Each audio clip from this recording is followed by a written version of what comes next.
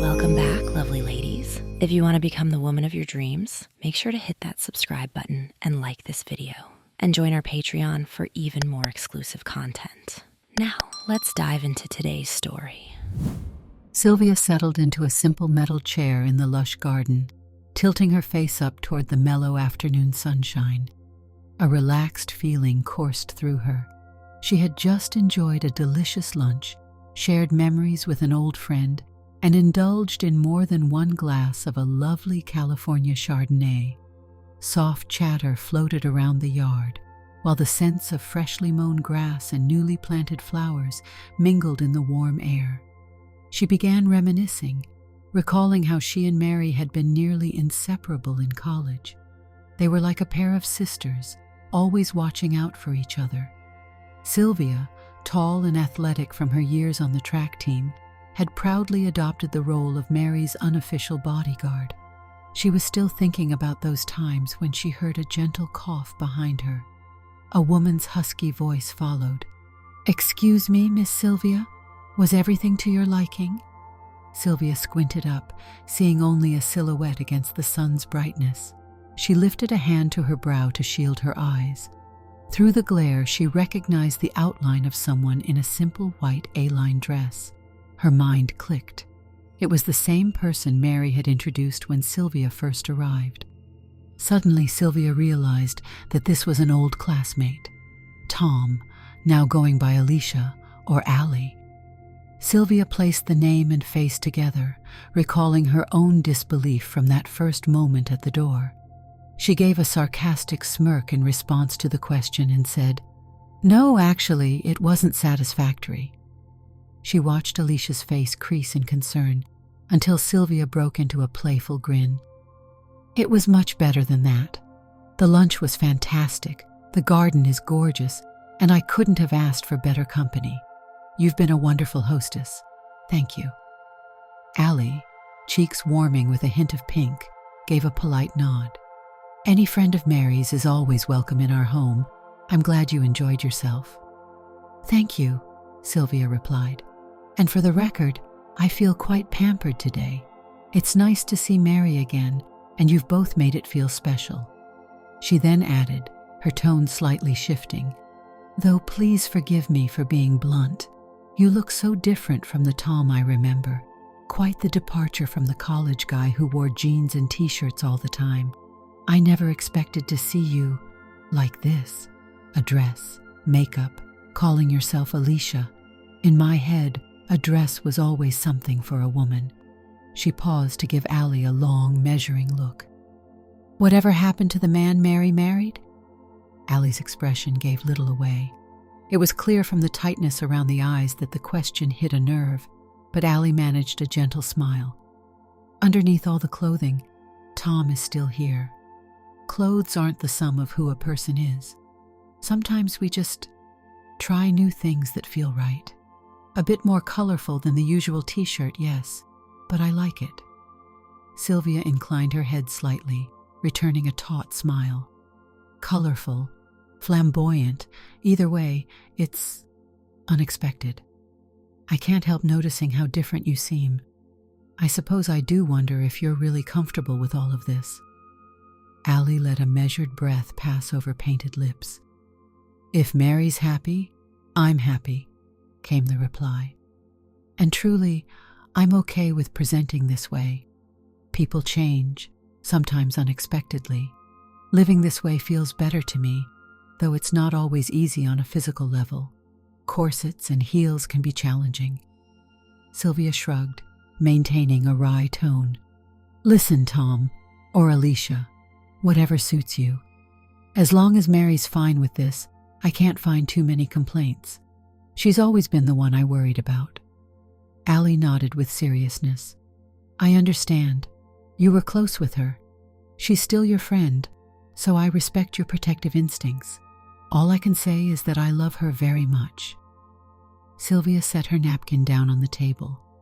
"For Mary's sake, let's try to be cordial, but if you ever hurt her—" "Understood," Allie interjected, voice gentle. I'd never want that. Sylvia simply gave a brief nod. She rose, towering thanks to her heels, and turned to leave. Mary, as though sensing the moment, appeared at her side. "You're leaving, Sylvia? Let me see you out." Sylvia allowed Mary's arm to loop around her own. Together they strolled through a well-tended garden where reds and yellows burst forth from every flower bed. They paused beside a small fountain. Sylvia softly said, "I'm so relieved you're here. When I got a chance to move back near the Midwest, I jumped on it. I heard from Gloria that you'd settled in this beautiful part of town. Then I realized you were right down the road." "It's a small world," Mary replied. "I'm glad you dropped by. We have so much to catch up on, things you might not have expected." Sylvia snorted. "Yeah, I'll say. First I find out you're local, which is fantastic. Then I show up and see your spouse wearing a sundress." Mary's steps slowed. She exhaled, a small frown crossing her lips. "I know. I should have given you a heads up. I forget sometimes that people outside our neighborhood might be startled by Ali's appearance. Everyone here is used to it, or at least polite enough not to act like it's a spectacle." Sylvia's voice carried underlying disbelief. "It's certainly a big shift from the Tom who wore sweatpants and ball caps. You mentioned you had a crisis. I'm assuming this is it?" Mary nodded. "I need your input. At college, you were always the person everyone went to for advice. I'd like that from you again. Yes, Tom's changed. He wants to live as Alicia most of the time." Sylvia let that process. "Mary, I'm trying to be respectful here, but you were the woman who once said you'd never tolerate a partner who wasn't a real man. Now you're telling me you're fine with him cross-dressing daily?" Mary gave a half shrug. "People grow. The life I had in college isn't the life I have now. And truthfully, Ali makes me happier than Tom did in some ways, even if it sounds contradictory." Sylvia pursed her lips, recalling the wedding years ago. "That day, you two looked like a classic bride and groom from a magazine. None of us guessed he had any interest in dresses. Where did Alicia come from? Is he transitioning?" "I'm not sure that label fits," Mary said. "He's embraced the role in the household, clothing and all. Let's go upstairs so we can speak privately. I don't want him overhearing everything. Please?" Sylvia glanced back at Ali, who was still tidying the garden, wearing perfectly manageable high heels, as though born to them. "All right, lead the way." They went inside.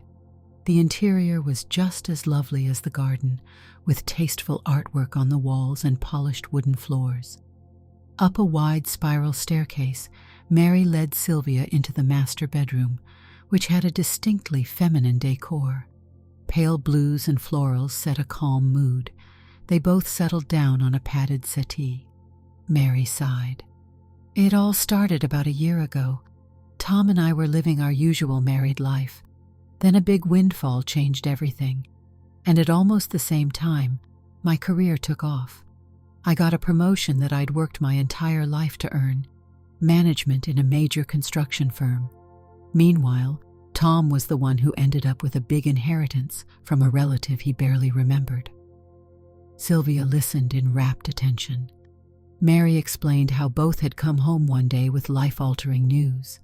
Mary's promotion came with a huge pay raise and new responsibilities, while Tom found he could quit his job if he wanted to. After her elaborate retelling of that night's dinner, where they each shared their bombshells, Mary went on. "He decided he was done with his job. He hated it. Then he said something that changed our lives. He wanted to swap roles at home. He wanted to manage the house entirely, so I could focus on my career. At first it seemed harmless, like sure he could handle the cooking and cleaning. But he insisted on being, well, more than just a house husband. He wanted to try a traditional spouse role, wearing dresses, presenting himself as a woman named Alicia." Sylvia stared. "That's quite a step beyond cooking dinner." Mary laughed ruefully. "Exactly. He went from wearing old t-shirts to shopping for dresses and reading beauty blogs. He said it made him feel better, and if I was happy with his help around the house, all the better for him. I was stunned. Mary continued with details of how she had tried to test his commitment. She told Sylvia about the day Tom first entertained guests, dressed in a sophisticated outfit, pulling off the role of an elegant hostess with surprising skill. Sylvia listened, astonishment creeping in. "You mean to say he was so convincing at that dinner party that your neighborhood friends just accepted him?" "It was awkward at first," Mary admitted, "but he called himself Ali, welcomed everyone, served a gourmet meal, and by the end of the evening, they were calling him their new friend. Nothing was forced. He just melted into the role. Most neighbors haven't batted an eyelash since." Sylvia made a small humph sound. "I guess if he's polite, helpful, and friendly, people accept a lot more than you'd think."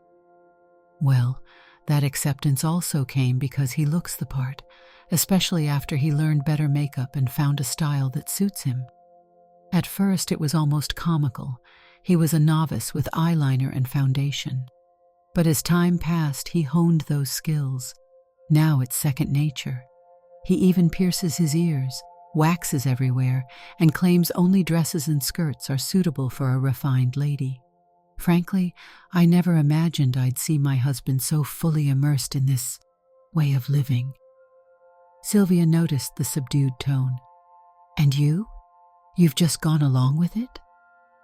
Mary hesitated, then explained how, in truth, the arrangement was complicated. She described how their relationship had changed drastically. Ali handled all domestic responsibilities. Mary threw herself fully into her career, pulling extra hours, traveling, or attending events for her company. She came home to a spotless house, a warm meal, and a spouse who offered her every comfort. Yet the emotional strain still existed. She also hinted, with some embarrassment, that she occasionally spent late nights networking with potential clients, though she didn't elaborate. Sylvia had known Mary too long not to notice the subdued guilt. "Is that also part of the role reversal? You going out all the time, meeting business partners in ways you never did before?" Mary's voice quavered at first. She took a moment to gather herself. "Yes, well, my position can be demanding, and I guess I took advantage of the freedom at home. If Tom wanted to step away from being a spouse in the usual sense, I had no reason to hold back from traveling or staying out late with potential partners for big projects. He never asked questions. Over time, we basically acted like two individuals who lived in the same house. He looked after everything, and I was free to focus on success at work." Sylvia twirled a lock of her hair, unsettled. "I can't picture the Mary I knew in college living that way. You used to talk about wanting the classic dream, a strong partner, a nice family, the big gatherings, all that. Now your spouse wears high heels, and you rarely share each other's lives. Doesn't that bother you?" Mary lowered her gaze to her lap. "Sometimes, yes, but other times I find it surprisingly peaceful. The house is never messy. I don't stress about chores, and Tom or Ali is so respectful. There's no friction, no arguments. She's always well turned out, kind to everyone, and invests hours into presenting herself. She's become the official hostess for neighborhood gatherings. Meanwhile, I'm forging ahead in a career I spent years building. So in a day-to-day sense, it works." Sylvia leaned back, exhaling. "I still think it's bizarre, but it must be quiet." They chatted for a time about the practicalities. Mary confessed that she was the one who had set out a series of ground rules for Tom, like always dressing as a woman, handling the housework, and respecting certain boundaries in the relationship. Tom agreed wholeheartedly, and that was how Alicia became a permanent fixture. Eventually, Mary stood up. "Let me grab us some drinks," she said. She called downstairs in a cheerful tone. "Ali, could we have a couple of margaritas brought up to my room?" A minute later, there was a polite knock on the door. Allie stepped in, wearing the sunflower print dress from earlier, her hair pinned up neatly. She set down the tray with 2 salted rim glasses. "Here you are. I added some light snacks, cheese and crackers. Let me know if you need anything else." She gave a small smile, then turned to Sylvia.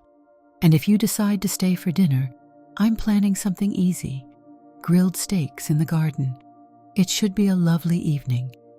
Sylvia's posture stiffened at Allie's effortlessly feminine manner. After a brief pause, Sylvia forced a polite smile. "Thank you, Allie, but I do have another place to be tonight." This was plenty.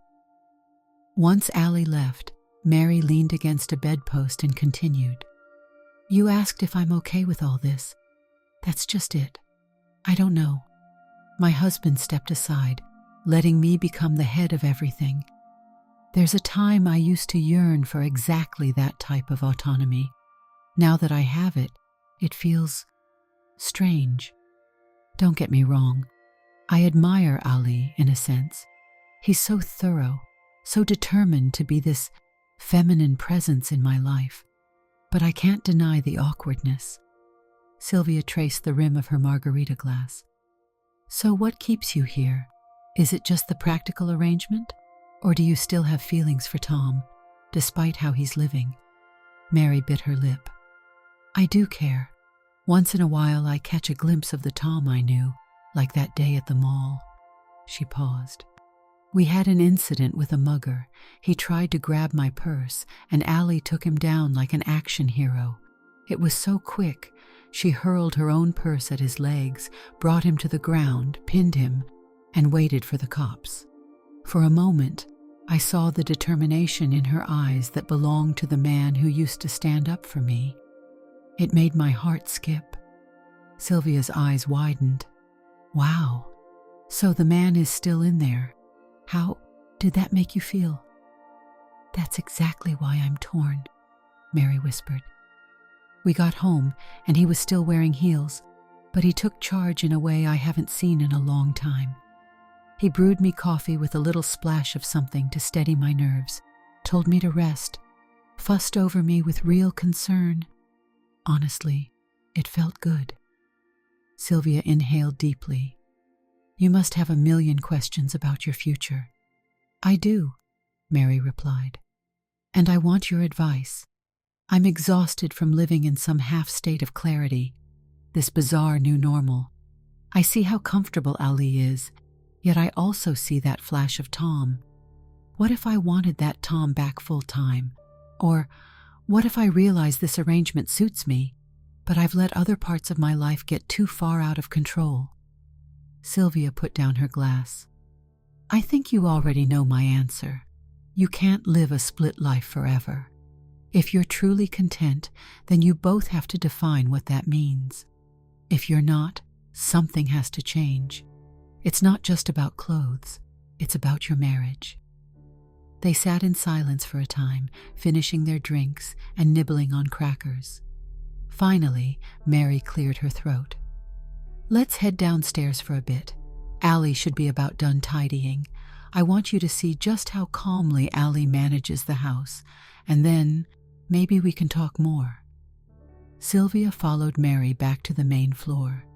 In the kitchen, Allie was placing dishes into the washer, humming softly. The late afternoon light poured through the windows, catching on Allie's neatly pinned hair. Sylvia took a moment to study the way Allie carried herself with practiced femininity. Small steps, erect posture, carefully manicured nails. It was so different from the Tom she had known. Mary approached Allie with a soft smile. "We're going to talk on the patio for a while, all right? Could you bring out some iced tea?" "Of course," Allie said, pausing the dishwasher. Moments later, Allie appeared on the patio with a tray. The breeze rustled the sunflowers on her dress. She served the tea, then stepped away with an almost formal bow. Sylvia turned to Mary once they were alone. "I see what you mean. It's not just an act. Everything about him is soft, polite, like he's found a new place in the world, right here as Allie." Mary stared at the horizon. Exactly. That's why I'm stuck. Is it wrong to want the old Tom back? He's still there, but he's hidden behind lip gloss and these unwavering gestures of courtesy. Before Sylvia could respond, Allie stepped forward.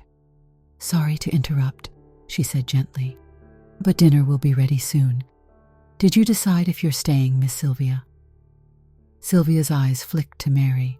She had said she would leave, but she recognized Mary's anxiety about this entire situation. She decided on the spot. "Actually, if it's all right, I'll stay. I'd like to talk more with Mary." Mary blinked in surprise. "Wonderful." Allie gave a bright smile. "Then I'll prepare one extra place." They ended up dining in the garden once more, the sun dipping into the horizon as they ate. Allie served grilled steaks and fresh salad, along with crusty homemade bread. Sylvia, for all her reservations, admired the skill and dedication. The meal could have come from a restaurant. Afterward, they gathered in a cozy lounge inside. Mary retrieved a bottle of a nice single malt scotch and poured 3 glasses. She sipped hers with quiet contentment, while Sylvia accepted hers with a mixture of curiosity and tension, eager to continue talking. Allie lingered only to hand out napkins, then retreated with a small wave. Mary and Sylvia swapped stories about college for a while, waxing nostalgic over the parties, classes, and old friends. Eventually, the topic swung back to Tom.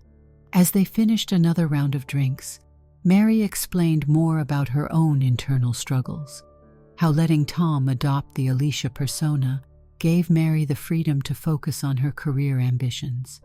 Yet she also confided that, at times, she felt overshadowed by the unwavering deference Allie showed. "A few months ago," Mary said, leaning against the back of the couch, "something changed. I realized how far I'd let my own social life go. My job was everything.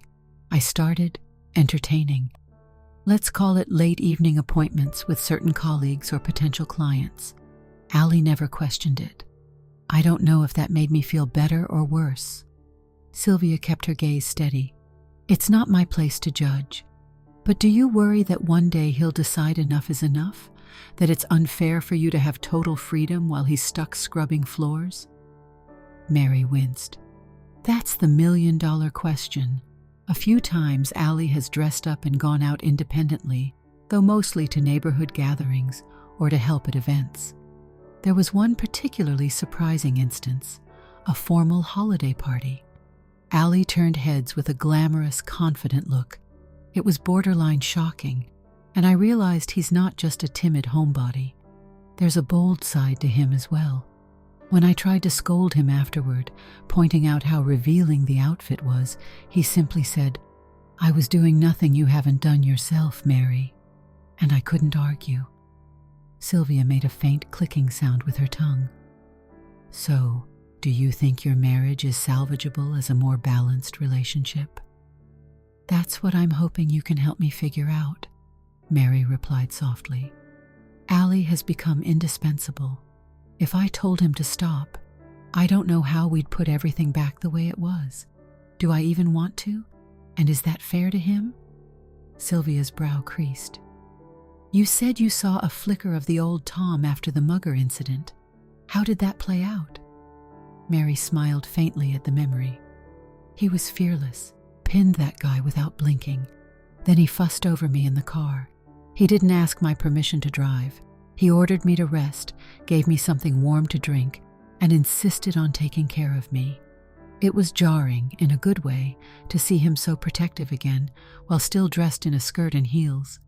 It made me realize that the person I loved was still there, just expressed differently." Sylvia stared into her empty glass. "Mary, if Tom is still in there, then maybe this year of unusual living has simply brought out different sides of both of you. You became the corporate go-getter. He found a different expression of himself. The question is, does it have to stay that way forever?" Mary's voice dropped to a whisper.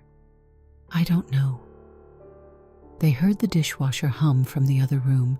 a subtle reminder that Allie was finishing chores. The night was quiet apart from that.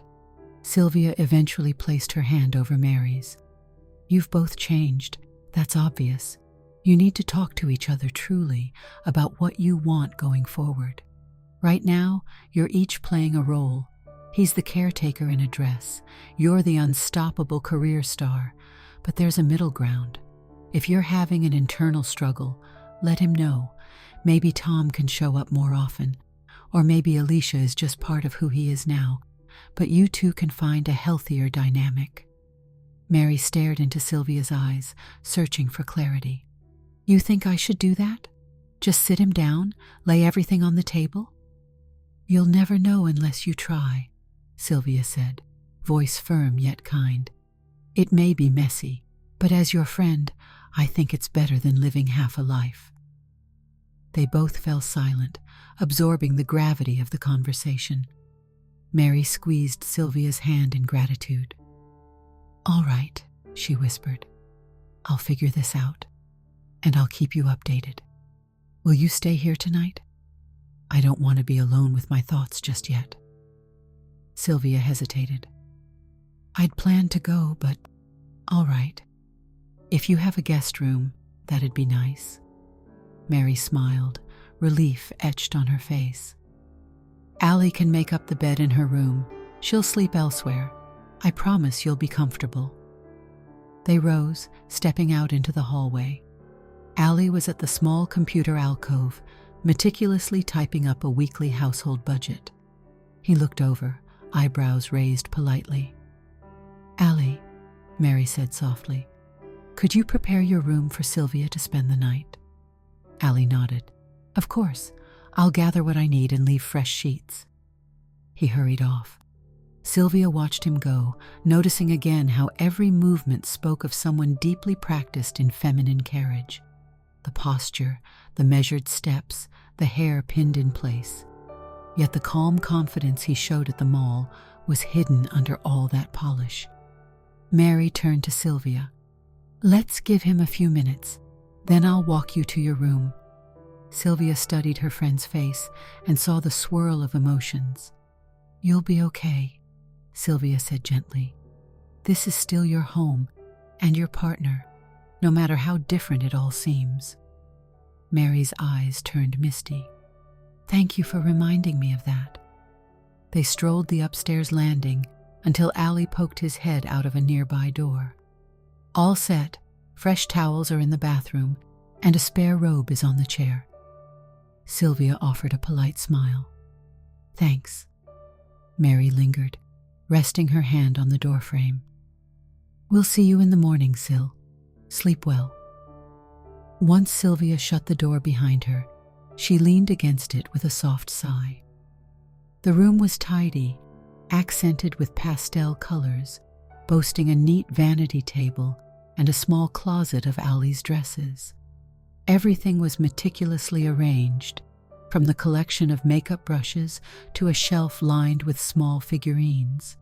On the dresser lay a few magazines about cooking and home design, along with a pair of reading glasses. It was a space that whispered comfort, a unique blend of masculine practicality and an undeniable feminine flair. Sylvia changed into the robe, slid between the crisp sheets, and turned off the bedside lamp. Yet sleep was slow to come, her thoughts swirling with images of Mary's uncertain expression, Allie's calm smile, and the memory of how drastically life had changed for them. The hush of the house lulled her into eventual slumber. In the morning, sunlight peeked through the curtains. Sylvia found that Allie had already laid out fresh slippers by the bed. She rose, quickly dressed, and opened the door. Delicious smells of breakfast wafted upstairs. Eggs, bacon, fresh bread baking.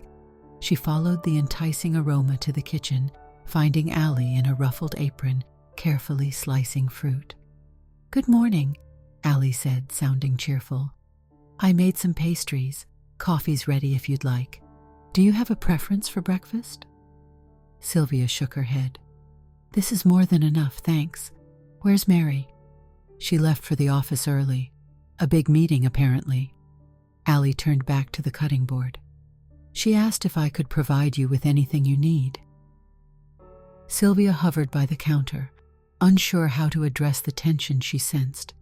Should she pry more? Ask how Tom truly felt? She decided for now to keep it simple. I'm fine. Thank you for your hospitality. She paused, examining Allie's ensemble for the day. A dark pencil skirt, cream blouse, stockings, and manageable heels, hair pinned tidily behind the ears.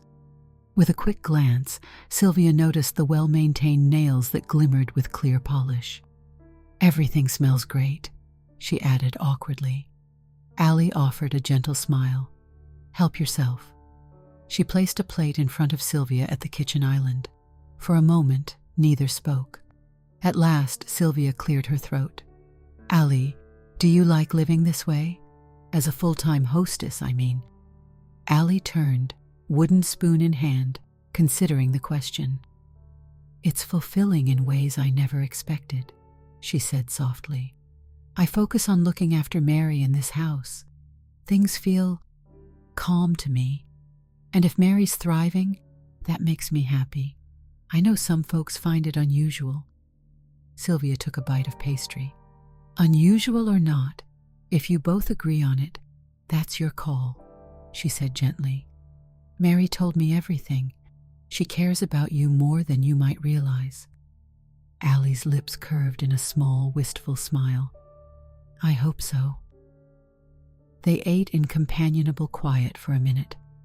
Eventually, Sylvia stood, remembering her original plan. She had to get to her new apartment and settle some errands. Allie, thank you for the hospitality. Please let Mary know I'll call her soon. This was enlightening. Allie walked her to the door, opening it with a hint of chivalry. The bright morning sun spilled across the neat lawn outside. Sylvia paused on the doorstep. She glanced back at Allie, who met her eyes with an expression of calm poise. Take care, Sylvia said softly. And, just so you know, I'll always be looking out for Mary's best interests. Allie gave a slight nod. I understand. Thanks for visiting. Sylvia got into her car, heart and mind still alive with questions.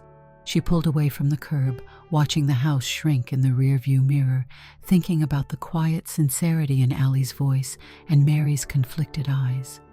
It was a story that felt far from over. Sylvia intended to be there whenever the final chapter was written. Did you like the story? Hit that like button and tell me what you thought in the comments.